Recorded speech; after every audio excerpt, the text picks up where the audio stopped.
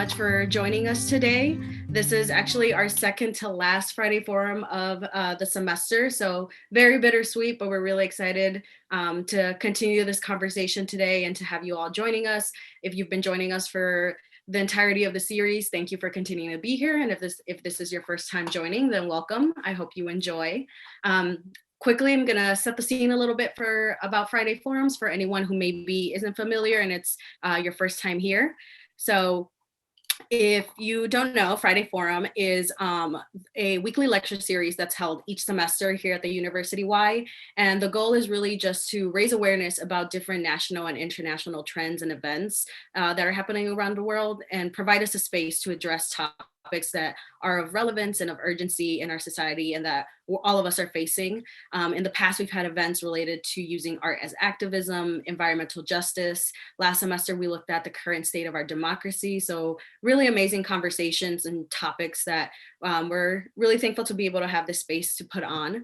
And so for this semester, we're really interested in looking at kind of the way technology is really shaping and misshaping our world. Obviously, we're all in the midst of an unprecedented pandemic and are facing many challenges in our lives. And one of the ways that many of us are experiencing are really just the ways that technologies and the uses of technologies have kind of shifted, and the way that we have to think about them has shifted. Technology opens many doors for global connection, but there's also consequences that come with it, and trying to find a balance between the way that technology intersects with things like race, class, privacy, education, faith, public health, all of these intersections impact our everyday experiences. And so having the space to talk about those things and learn about what challenges we're facing are really critical for us to consider. So we're excited to be able to put this on for the semester and to have really amazing conversations on a variety of different topics. Quickly in the chat, I'm gonna send a list of all of our sponsors for this semester and for this series. Thank you so much to everyone who has supported us, who has sponsored us. Without you, this event wouldn't be able to, and this series really wouldn't be able to be put on in the first place. So we're really thankful to have the continued support of all of these organizations and people listed, as well as all of you who are participating and have joined us today. So, if you joined us last week, you heard Daniel Gonzalez, who was with us. He's a PhD candidate here at U of I, who talked about the way that data is used in immigrant surveillance. Before that, some of the other conversations we have had this series has been talking about how data or how there are biases in search algorithms. We've talked about the intersection of Black culture and technology, how using data and technology can be used for social good. We've talked about disinformation and what that has looked like in this time of our lives, and also the connection between faith and technology in the light of the pandemic. Today, I'm really excited to have Dr. Virginia Byrne with us today.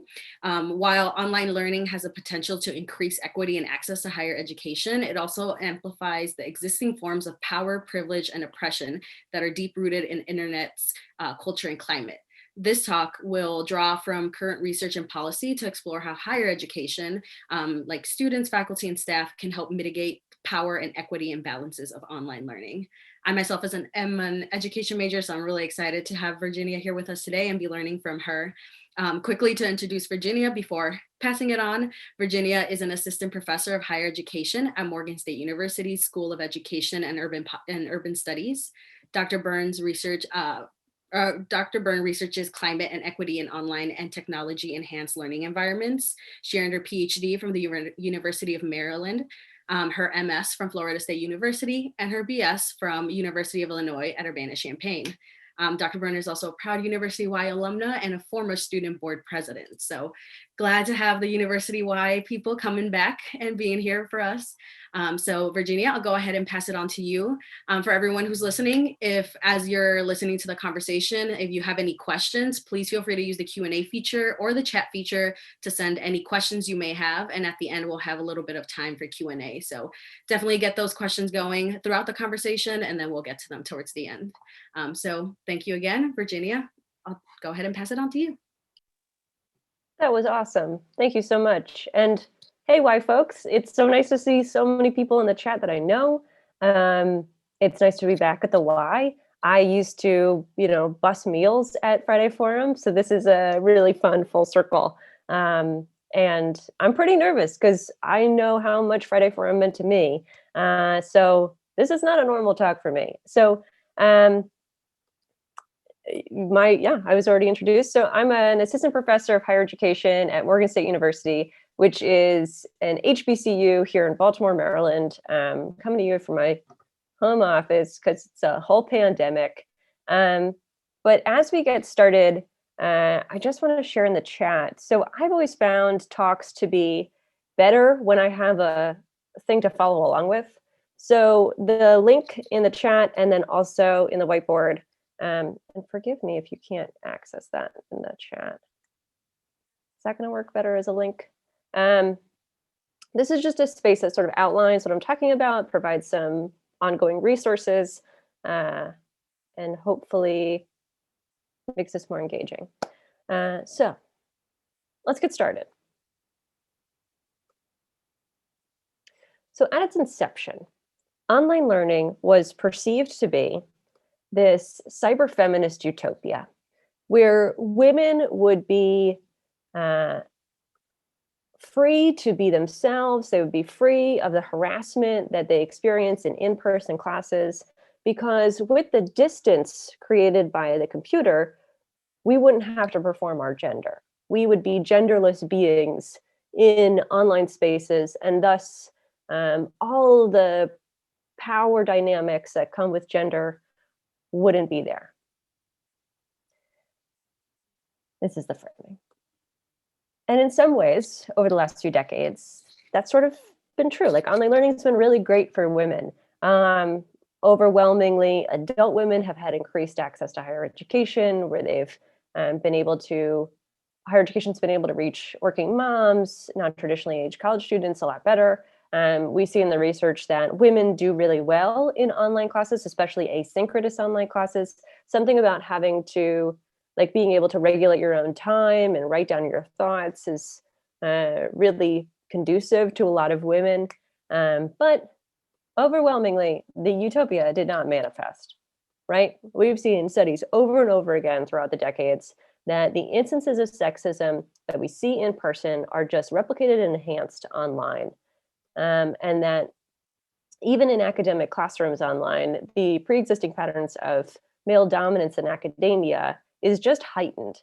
And so some examples of that include, right, women looking over or women's comments being looked over by their peers and their faculty, or when engaging in online debate, over disagreeing with women's comments, or women reporting feeling silenced or pushed into the corner when they feel the need to share some more of their needs.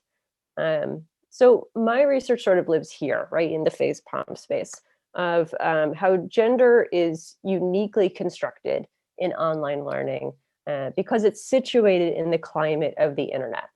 So to visualize that, I think about how your online class, or maybe your kid's online class, or the class you're currently in, that online class is in its tiny little learning management system, right? It's in its little Blackboard or Canvas space. But it's swimming in this environment of the internet. And so to get to the online class, students have to swim through a space that may be traumatizing or re-traumatizing to them. So when they log onto the computer, when they open up their browser, when they get in there, we start to have these physical responses to a space that could be harmful to us, and for many people is harmful to us.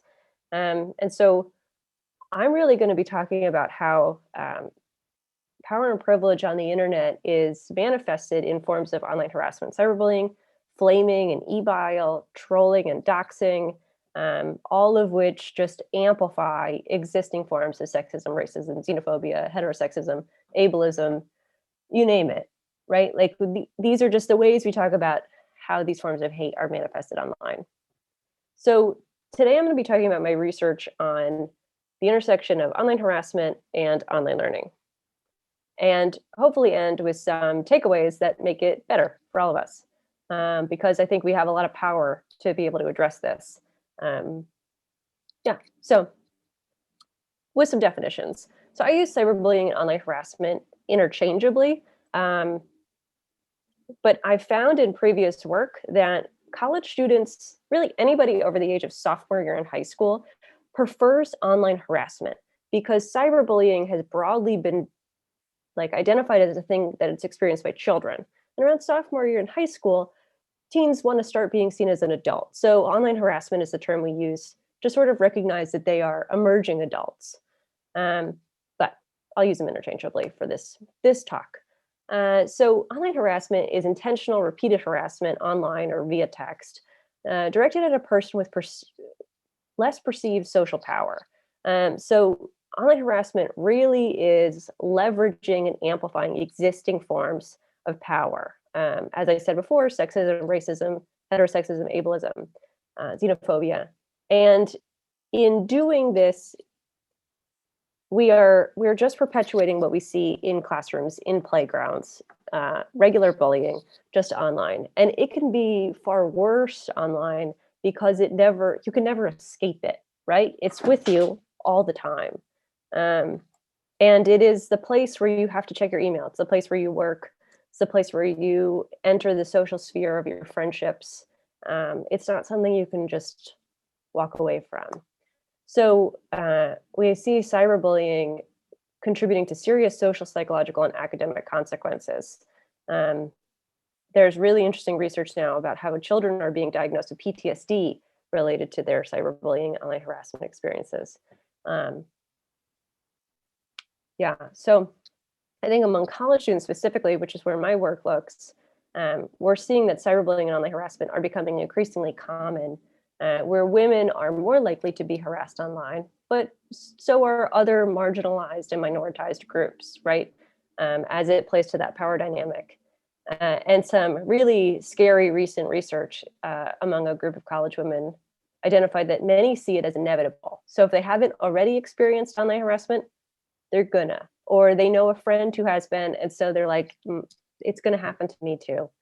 And this feeling of inevitability leads people, specifically in this case women, to adopt a set of armor, right? And in the literature, we call that a chilling effect, where people start to withdraw, they start to self-censor, they engage in socially desirable performance, which is like always being agreeable. And they use this armor, this defensive strategy, both in online classes and in social media, and at times in person, in physical person, when they see a phone come out. Because we're seeing research on how people are starting to see themselves as being in almost like a panopticon, where they're fearful of always being filmed and always being surveilled. And so there's some really scary research here, because I think you can hear the implications for mental health. So let's get into how this applies to classes, right?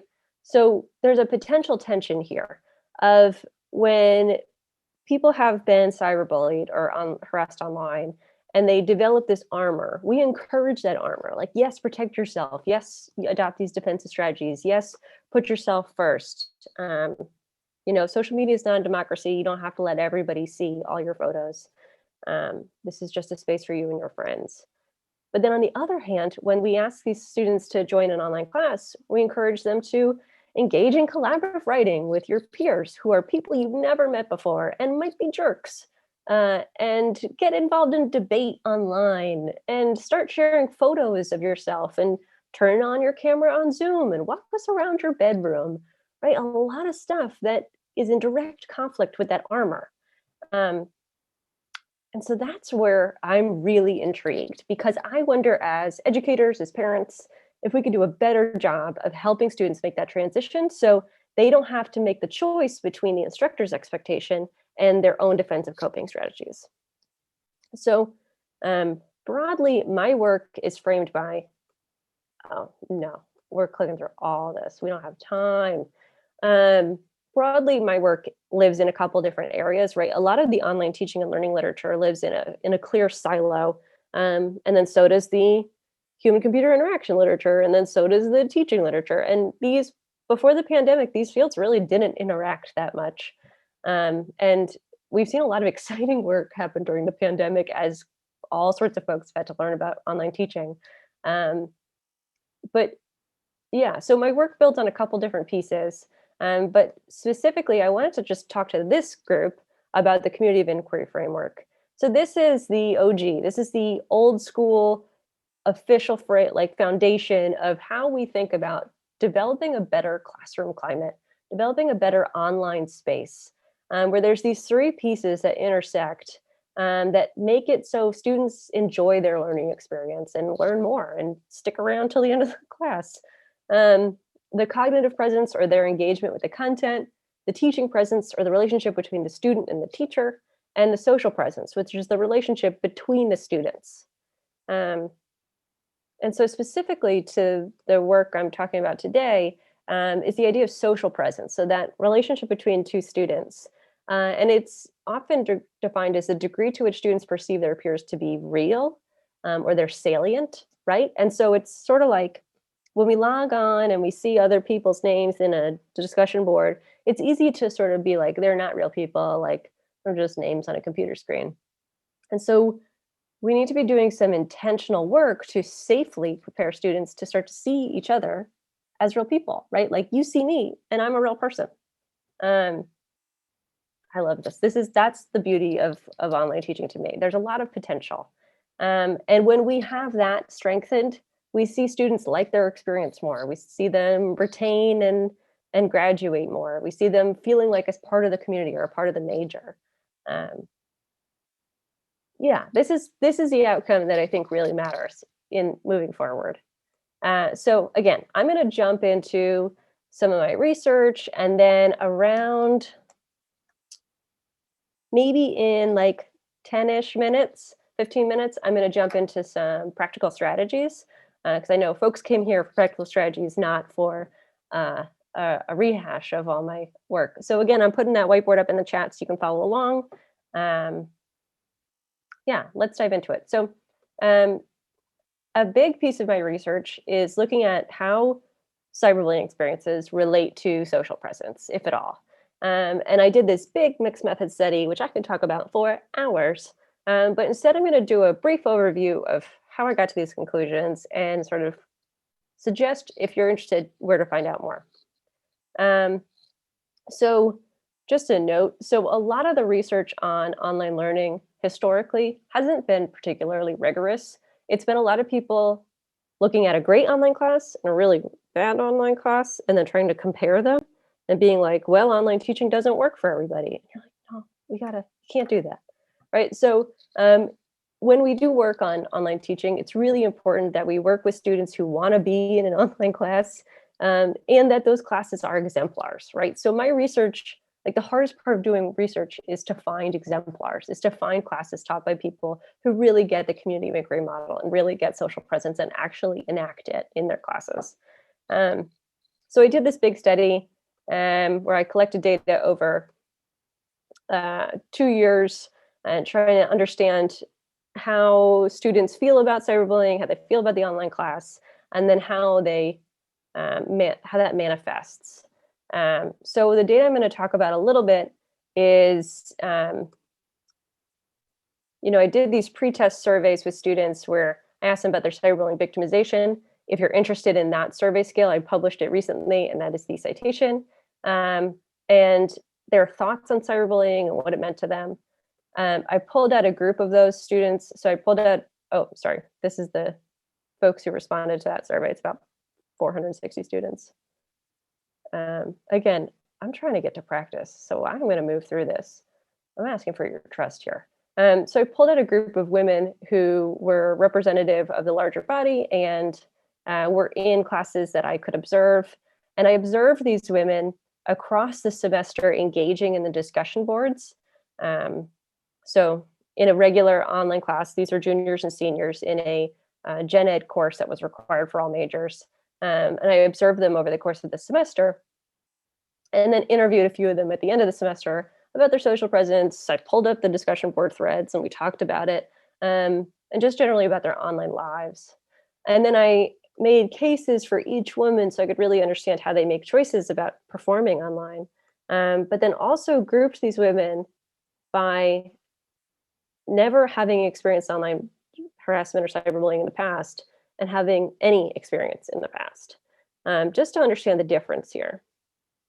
And this is just a political aside. I think when we study minoritized groups of folks, it's really important not to adopt the deficit framework that a lot of the literature adopts. So a lot of literature on women in online classes compares women to men, where the normative group is men and everybody else is different from men. So women's findings are more than men or less than men. And I didn't want my work to do that. And I recommend that we move away from that to better understand these students' experience, not these students' experiences as a difference from the norm. And so my work just looks at women so that they're not othered. Anyhow. Let's get into the landscape of harassment, right? So remember, I did that big survey where I surveyed about 460 students. These are undergrads at a large PWI, trying to keep this anonymous.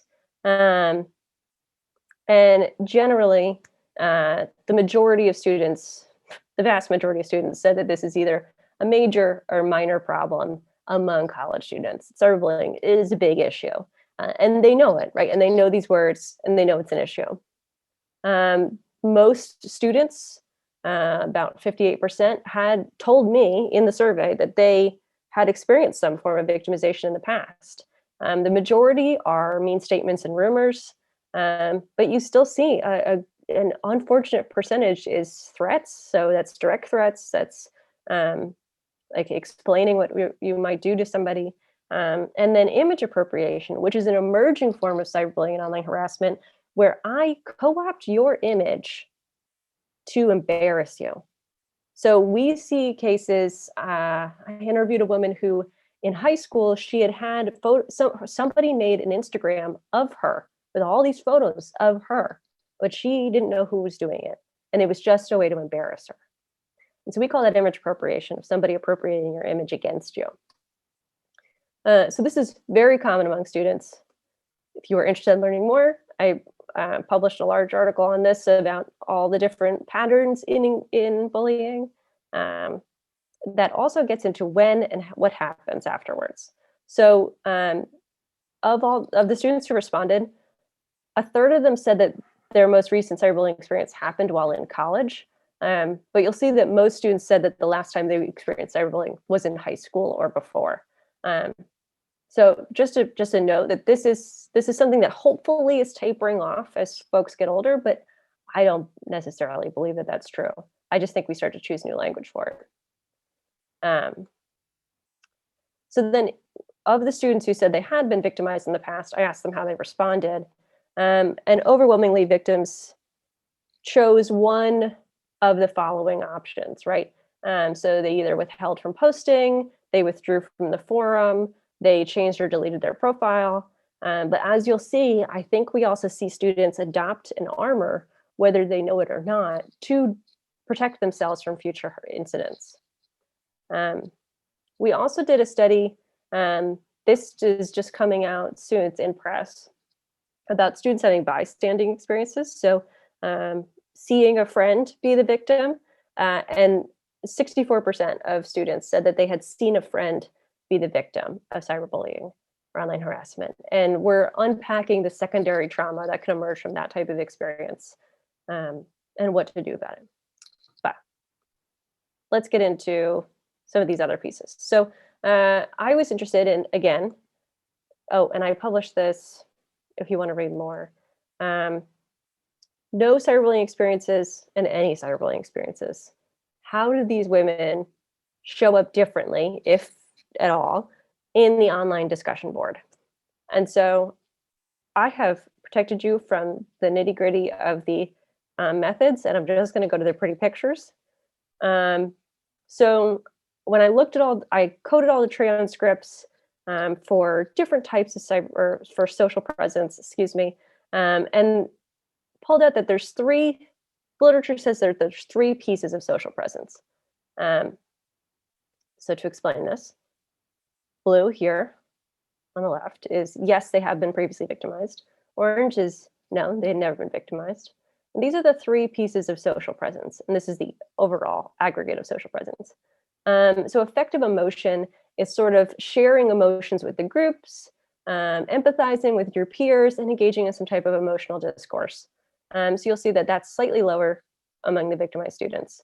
Open communication is sharing ideas, sharing hopes and dreams, being open to new ideas.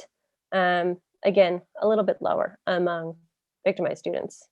And then group cohesion is suggesting that we are a team. This is our class. I'm learning with you, and being a part of collaborative activities. And again, a little bit lower among previously victimized students.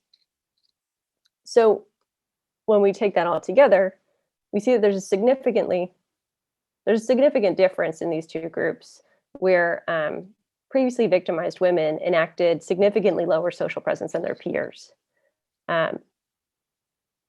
So this to a audience probably doesn't mean a lot. So let me tell it through stories, and I think it'll make more sense. So I interviewed a couple people, but I'm going to talk about two. Let me introduce you to Jess. So Jess was a senior. She liked the online course just fine. She had been previously victimized by cyberbullying, and she enacted low social presence, and she never expressed disagreement with her peers. And Crystal is a junior science major. She liked the online course just fine. She had never been cyberbullied. She had average social presence, and she engaged in more disagreement than many of her peers. And when I talked to Crystal, she said that she's often nervous in face-to-face classes, and she feels more comfortable in an online class because she can sort of get her thoughts together. And that in the discussion boards, disagreement was not one of her concerns, that she would disagree with people all the time in the discussion board because she really valued having constructive conversations with her peers. And sometimes that meant challenging their assumptions or having her own assumptions challenged. She really liked that type of back and forth dynamic. And I was really intrigued by the difference in disagreement perspectives between these two women, which is a big part of the article. But I'll just talk about a slice of it today. So Crystal loved disagreeing because she thought it was productive for her learning. When I asked Jess if she felt comfortable disagreeing on the online forum, she said that there's no reason to do that. That online things can get misconstrued. And you just don't want to like cause drama for no reason. And why find a post that you disagree with when you can just respond to one that you agree with and like you're going to get your 2 points on the assignment either way. Just for reference, this is a gen ed asynchronous online course. Nobody cares about it, right? Like these students don't really care. They're not emotionally invested. So the idea of causing drama is already very suspicious. And then just continued, you might as well just all agree with each other, get your 2 points and move on. So this conflict avoidance strategy was really intriguing to me. So I spent more time with Jess talking about her like general approach to social media, and she adopted a very similar attitude where she just lurked, like, you know, she just scrolled and never really posted, which we call lurking, because she was afraid of how people would react and if there would be a backlash. She rarely liked or tweeted anything, retweeted anything that was potentially controversial. And she did a lot of back channel work to make sure a lot of people agreed with her before she said or did anything online, just because she was truly trying to avoid a lot of conflict. However, there's very little evidence that that conflict was going to happen. And so bringing it back together, again, this is a piece I published and happy to talk about more, but I think it has some overarching things I want to talk about with you, which is that cyberbullying, online harassment is a pervasive issue among both undergraduate women and all undergraduate students, where we see victims adopt self-censoring approaches, both that they self-report that they do on social media, but we've also observed it in discussion boards, right, in the classroom space. So their cyberbullying victimization, the chilling effect extends into the online classroom. And I think this suggests my theory that I talked about earlier with the bubbles, right? That their online classroom is really living in their broader online lives. And so they're using a similar heuristic or a similar armor when they log on, for how they perform themselves online. And just as an aside, there's research on how, if you teach a class on Facebook, right? If you ask all your students to use the Facebook group to be a discussion space, there's this phenomenon called the context collapse, where Facebook's a really hard place for students to be their authentic selves because, their mom can see it and their ex-boyfriend can see it and their high school teacher can see it. And like there's context collapse. It's too many types of performing myself in one place. So we really, as professionals, recommend avoiding social media entirely and try to really use these private learning management system classrooms to have authentic discussions. But we see in this private learning management system that armor still showed up. And to me, that really calls into question like the whole design of discussion boards. Does it potentially resemble social media too much that it invokes this response? Should we be designing things that don't look like social media? Yes. Feel free to figure that out. I don't know the answer, but I wonder. And so what? And then we're gonna get into what to do next, right? So victims self-censor, which reduces their social presence, which in turn can reduce their course satisfaction, their learning, their collaborative engagement, and also robs everybody else in the class of their voice and contribution. So if we know that cyberbullying is more like minoritized students are more likely to be victimized and they're more likely to adopt a chilling effect, and thus they're more likely to not share authentically in class, we are creating environments where all the other students are robbed of those minoritized students' voices and their incredible contributions. And we gotta work on that. So let's talk about how. Right, so again, I did all this research before the pandemic and then really got like hit by people wanting to talk about the internet. So this is my little crash course. Yeah, this is my little crash course. So first, assume everybody in the class has experienced cyberbullying in one way or another. Just assume it and move forward. So first, what is your role as an educator? Two things. First, I've seen a lot of folks who are faculty, student affairs, they avoid getting into the fray on online harassment issues or cyberbullying because they're worried that they don't have the professional skills to actually help the person. And they are correct. But what they do have is the connection, right? And so first, your job as an educator is to be the eyes and the ears for the counseling center, to be the eyes and the ears for the Office of Equity and Inclusion.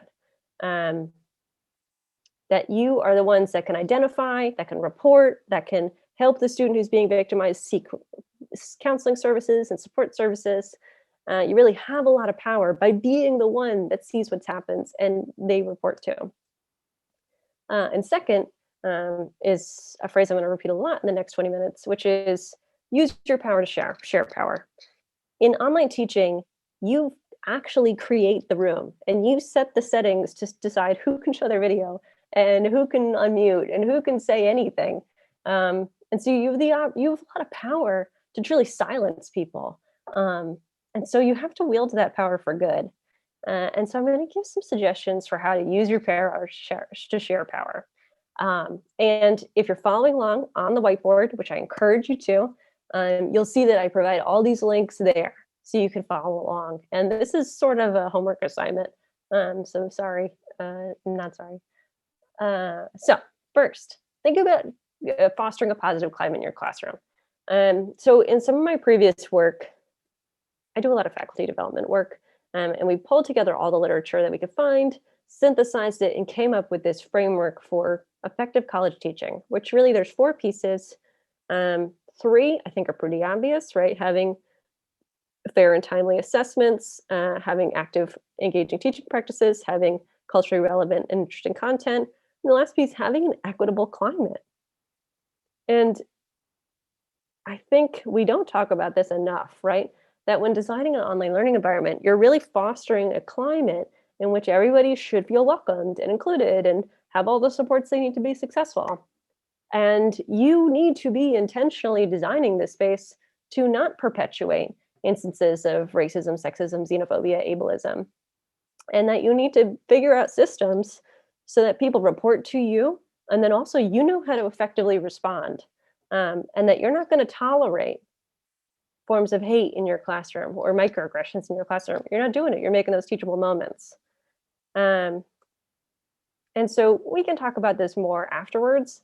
But I think a lot of folks in the room might know this, right? Like when students don't feel like there's a positive climate, they don't feel like the instructor's on their side, they're going to leave.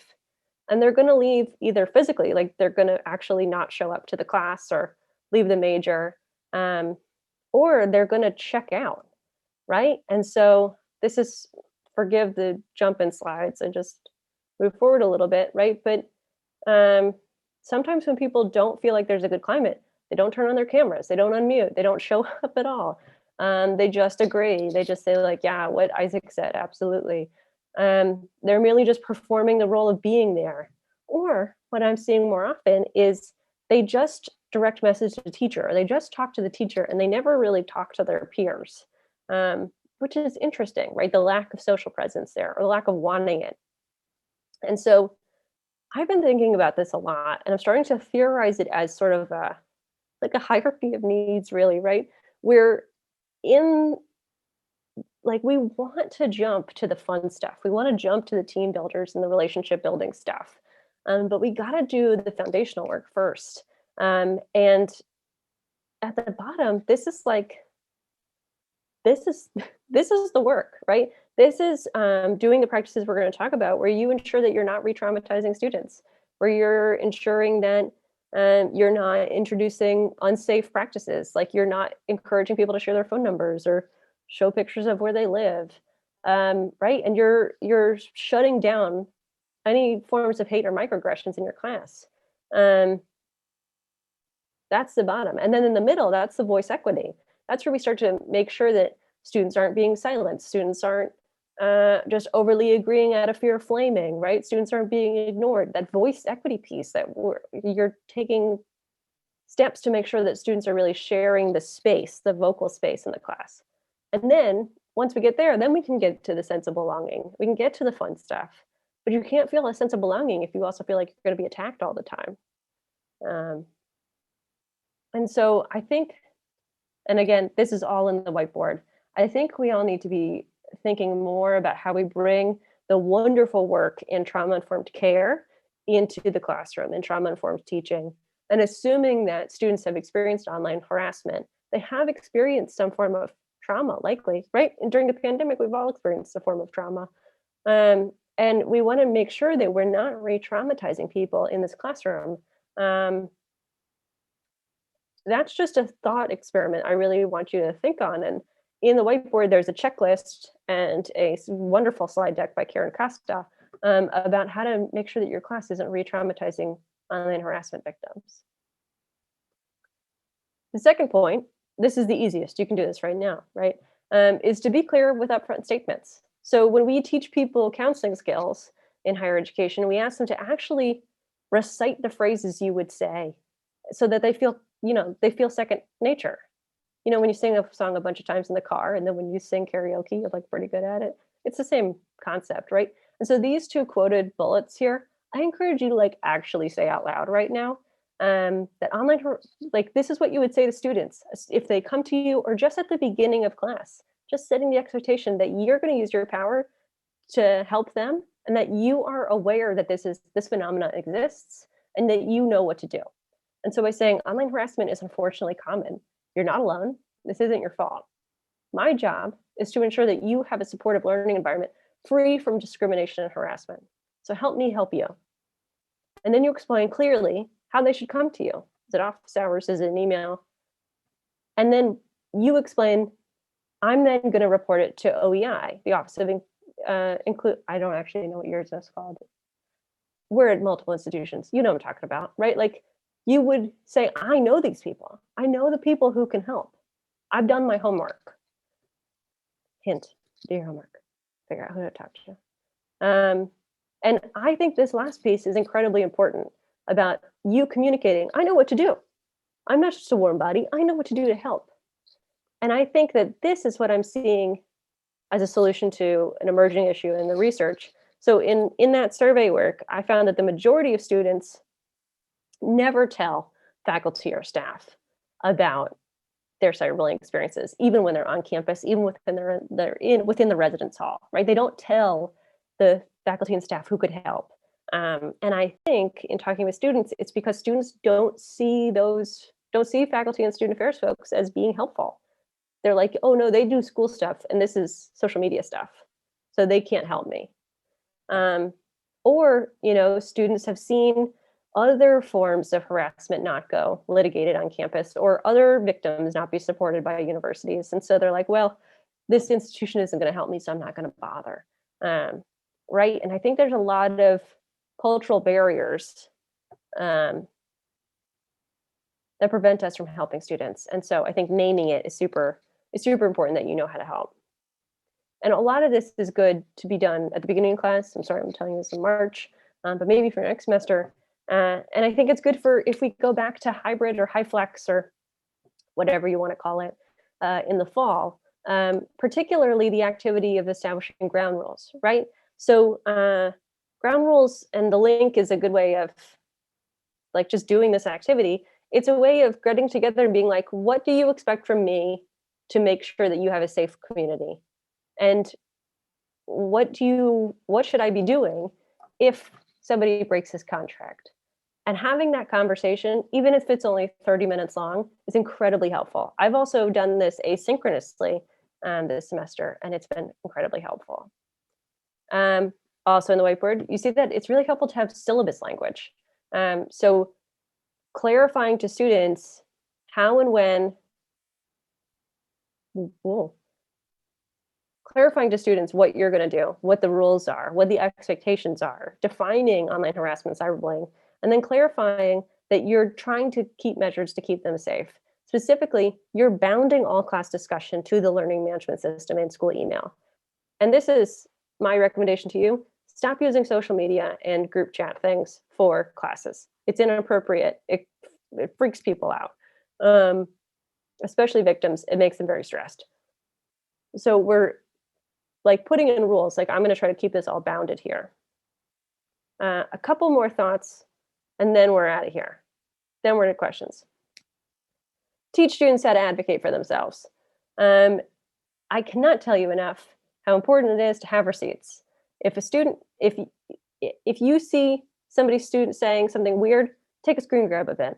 And at the same time, tell students, if you are experiencing a weird interaction, take a screen grab of it. It's good to have those receipts, especially if we're going to the Office of Equity and Inclusion. You then need to be prepared for hot moments. If you start to see something wacky happening in the chat or in your discussions, you can't just delete it and pretend like no one else saw it, right? You have to screen grab it and then actually respond in a way that's teachable and protects the victims and teaches the aggressor how to perform. And so I suggest a fire drill, and I've put a link in the whiteboard of some fire drills that we suggest, because to be ready for hot moments, you have to go through a hot moment. And then my last recommendation is to collect mid-semester feedback. So often students aren't going to tell you what's wrong until the end of semester evaluation, and then you don't find out until the beginning of the next semester, and you can never help the students in your class because the time has passed. And so I published it, and now I've created it as a super easy Google form you can just make a copy of and just launch in your class tomorrow, Saturday, Monday. And it's aligned with that teaching framework I talked about, and it collects student feedback, and I'm a student feedback across all. And it's a great way to take a snapshot, figure out what's working, what's not working, so that you still have time to fix it before students leave. Last thing I'm going to say, these are my ongoing resources. So I think a lot of the online teaching and learning research is sort of all over the place. And so I've tried to pull it into two key places. One is this Google folder, which I'm sharing the link with you. It's all my favorite how-to guides. It's all my favorite articles. It's all my favorite slides, all in one place. And it's searchable. And then the other is, I think a lot of the super rad research on how we prevent oppression in online classes, I think it's actually living on social media because we haven't had time to publish this. And so I've made a document of all my favorite Instagram and Twitter accounts of just folks that I think are doing really incredible work. And that's my spiel. So thank you so much. I'm so excited for your questions. I'm going to stop sharing at this point. Awesome. Thank you so much, Virginia. That was really, really interesting. Like Virginia said, if you guys have any questions, definitely feel free to use the Q&A feature or the chat function, and we'll go ahead and have some time to answer those. I think to start off, one of the things you talked a lot about was the social media aspect of it and the way that that is sometimes what discussion boards may be modeling, which I think is really interesting because I had never thought about that before. And I could imagine that possibly on the flip side of it, some educators might find that like as an attractive feature because they would think that students would be more interested in it because it resembles social media. And so is that a common kind of like misconception that you see, or how do those relationships kind of work together? I think it was designed with good intentions, right? It's designed like, you already like this thing, I'm gonna make something that models it. But if that's based on the assumption that you like this thing, right? Instead of just like, this is your only way of having social interaction. And it's super harmful for you, but you still do it because it's the only way to see your friends because you're stuck at home in a pandemic. Um, and yeah, I think it was a good start, and I think we need to pivot away from it. Um, can we can I address some of these questions in the chat? Yeah, go for it. If you want to just pick one out, that's also perfectly fine. Yeah. Well, Mito, hey, thanks for joining us. Um, Mito coming in from Texas. How does some of this apply if you are teaching a course that is majority women with only a handful of men? Does this change the strategies? Does this change the strategies? No, I think that this is for everybody, right? So I teach classes that are majority men, and I still use all this, and everybody's still like, everybody is going to do better if we adopt more inclusive practices. And if we assume the majority of our students have experienced online cyberbullying, which we know is true based on a lot of research, that all these practices will be better for all of us, particularly those who have been, particularly students of color, women, and minoritized groups, such as LGBTQ folks and disabled folks. So I think they experience far more cyberbullying. So I think it'll be great for them. Sorry. Second, did you find in your research that women were harassed more by other women, men, or both? Oh, you can't tell, right? So the worst harassment is often from folks who are anonymous, right? And that's not just like trolls that harass a lot of people. It's anonymous. It's fake accounts, right? It's where Cindy from pre-calc makes a fake account and bullies you. But you don't know it's Cindy, but you're suspicious it's Cindy. That's a real interesting phenomenon. And so we can't really unpack the aggressor stuff that well. That's a good question. What role do you see intersectionality playing in the idea of building more inclusive online communities as well as the design of them? Great question. Yeah. So if you go into that Google folder I shared, there's some really great research on culturally relevant teaching, online teaching, that gets at, culturally relevant. It's getting bigger and bigger. And so I think that has a really effective checklist of like, how do we incorporate what we know about culturally relevant teaching and universal design for learning to make a better place for all of our students? And I'm just talking about like the syllabus, the first week, the how I facilitate discussions. But if you want to talk more about like how people start to see themselves in classes, that's making your syllabus, like your readings need to be diverse, your topics need to be diverse, your assignments need to be life relevant, right? A lot of these things need to be pulled in. And yeah, I could talk about that for a full hour. But I think my teaching was sort of formed at PWIs, and now I teach at an HBCU. And I think that there's like good teaching is good teaching online and in person in one context and another. I think it's about having a foundation where everybody feels secure and that this is a private place for us and that you are open. You have that feedback loop open. just rambling. No, amazing. We have a question from Nancy. Could you explain more about comparing minoritized groups to men? I thought that was interesting, but I didn't catch most of it. I think this is referring to kind of like what you were talking about, not looking through the deficit model that some research has. Oh, sure. And then so sure. So there's ideas coming out of the, Sean Harper is this wonderful education researcher and leader who really proposed the idea of using an anti-deficit framework when we study minoritized groups. And minoritized groups is really specific to the groups that you're trying to compare or look at.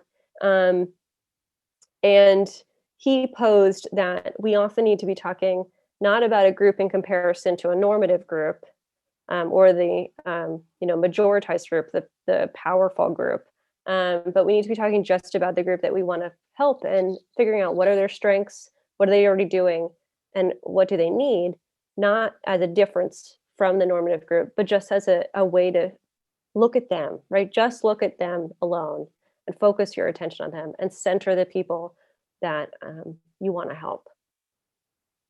I see Crystal. How would you advise students who are feeling some of this harassment by faculty in online spaces? Aye, Crystal. Have you done research in this area? I'm thinking in particular that most environments may be mostly men.